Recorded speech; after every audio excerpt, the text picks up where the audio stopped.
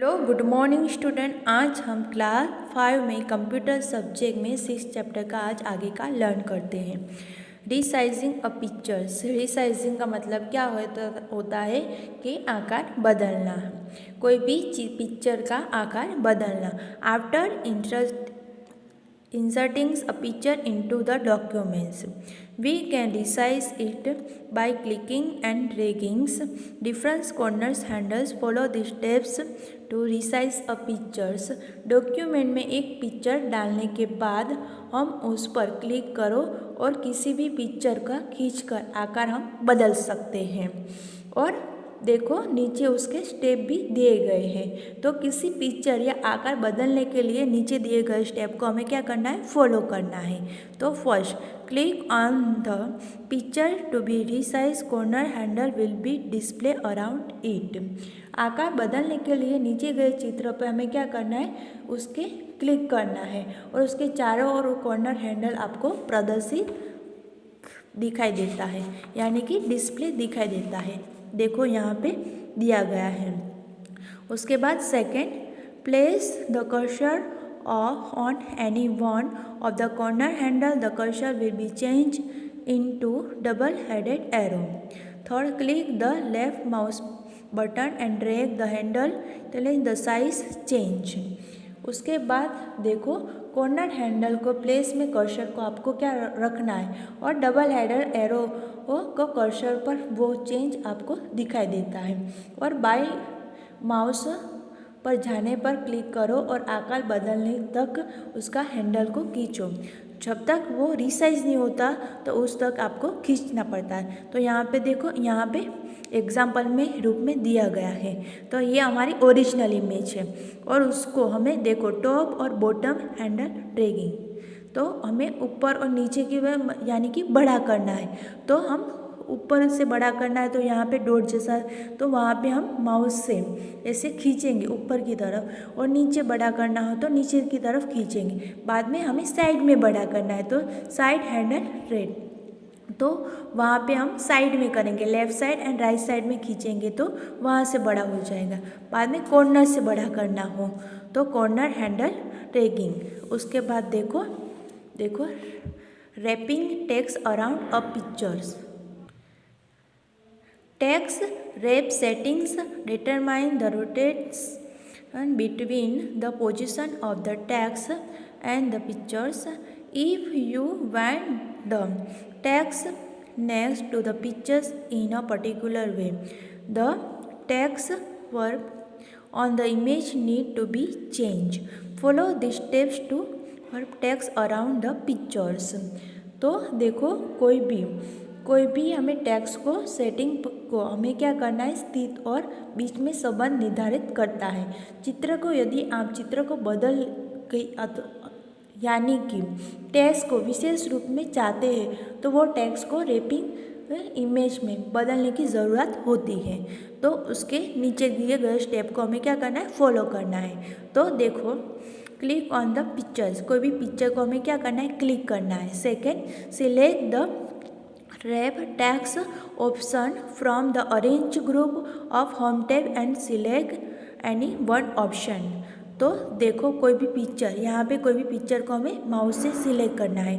बाद में देखो होम टैब में ऑरेंज ग्रुप में देखो रैप टेक्स्ट में कोई भी ऑप्शन में हमें क्लिक करना है तो वो हो जाएगा। उसके बाद देखो क्रिएटिंग टेबल, यानी कि हमें टेबल बनाना, और tables is on arrange of the text in the form of row and column. Columns are vertical cell and row are horizontal cell. The intersections of a row and columns is called a cell. Table वो रो और column को arrange करता है। Column वो vertical cell यानी कि standing line में, और रो हॉरिजॉन्टल यानी कि स्लीपिंग लाइन के होता है। वो देखो इंटरसेक्शन रो और कॉलम को क्या कहा जाता है, सेल कहा जाता है। उसके बाद क्रिएटिंग अ टेबल, कोई भी टेबल हम कैसे बनाते हैं उसके बारे में लिखा है।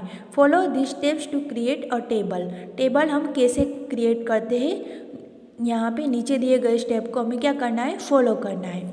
तो 1, take your cursor the place where the tables e to be instead, click on the insert tab. Second, click on the insert table option.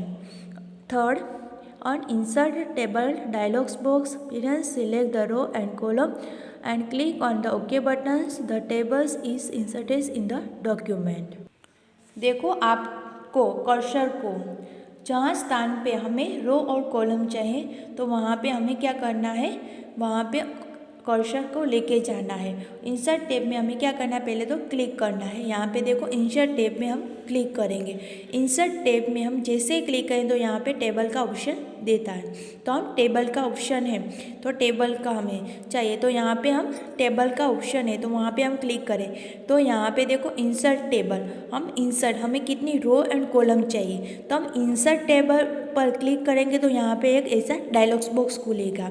देखो इंसर्ट टेबल, तो हमें कॉलम्स कितने चाहिए और रो कितने चाहिए तो हम यहाँ पे 5, 4 कॉलम कितने चाहिए और रो कितने चाहिए वहाँ पे हम नंबर लिख सकते हैं. और बाद में हमें क्या करना है, ओके बटन पे क्लिक करना है तो हमें जितने भी टेबल चाहिए वहाँ से यहाँ पे ब्लैंक्स एरिया में इतने टेबल आ जाएंगे. उसके बाद देखो adding row and columns in table, row और कॉलम को ऐड कैसे करना है उसके बारे में लिखा है. देखो adding row and columns in table, table देखो रो में कितने चाहिए और कॉलम्स में कितने चाहिए और उसको एडिंग कैसे करते हैं, ऐड कैसे करते हैं उसके बारे में लिखा है. Follow this steps to add row and columns in the table. First, place the cursor on the cell where you want the insert a row and columns in the table. Right clicks on the shortcuts menu appearance. Third, select the insert option to be the columns, row, cell, any direction. तो हमें क्या करना है, कोई भी cursor को यहाँ पे लेके जाना है तो हमें कितने कॉलम चाहिए तो यहाँ से हमें दूसरा 2 चाहिए तो हम कर्सर पे यहाँ पे रखेंगे. बाद में इंसर्ट देखो हम यहाँ पे गए, बाद में राइट क्लिक करेंगे तो यहाँ पे ऐसे डायलॉग्स बॉक्स खुलेगा और उसमें हमें क्या करना है तो देखो यहाँ पे इंसर्ट है तो इंसर्ट में हम क्लिक करेंगे तो जैसे क्लिक करेंगे तो यहाँ पे देखो लेफ़्ट साइड कॉलम में चाहिए, राइट साइड चाहिए, अबोव चाहिए कि अबोव चाहिए, रो में अबोव चाहिए कि कॉलम में अबोव चाहिए या सेल चाहिए तो जहाँ जितने भी चाहिए वहाँ पे हम क्लिक करेंगे तो हम उसमें टेबल में रो और कॉलम ऐड कर सकते हैं. अभी के लिए हम इतना पढ़ते हैं. Bye bye, take care.